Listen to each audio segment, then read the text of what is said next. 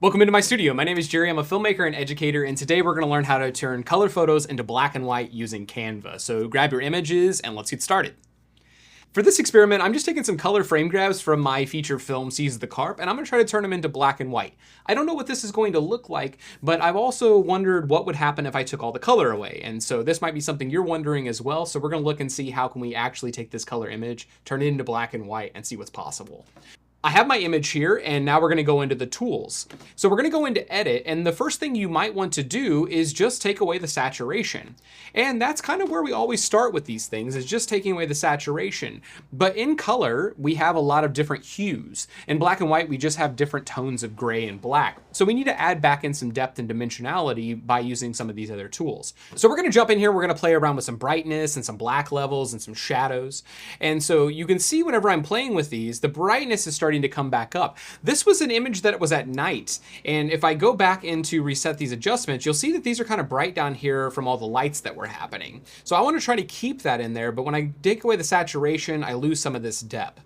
So I'm going to bring up the brightness just a little bit, just to start with everything. And so you can see that everything got a little brighter.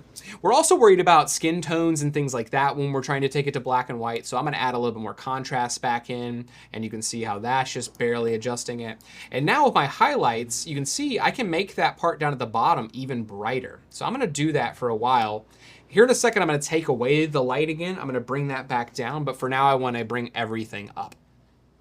So now what I can do is I can play around with my shadows. My shadows are gonna be the darkest area, so the sky was pretty dark. I wanna bring that back down. And then the white that was popping out of these things, that's gonna help get a little bit clearer that it's nighttime. So let's bring that back up. And then with my blacks, you can see that I can crush them, make them look really bad, make them look really bad, but I'm just gonna crush them I kinda go like 8 to 10 on it. And so if I was just taking away the saturation, we're gonna look at that against it. But now what I can do is, let's duplicate this, and I'm gonna come back in here. Where's it at? And then edit, and I'm gonna turn off of my adjustments to show what I did. So reset adjustments. So here's my image in color. Here's my image in black and white. And here is my image just being desaturated.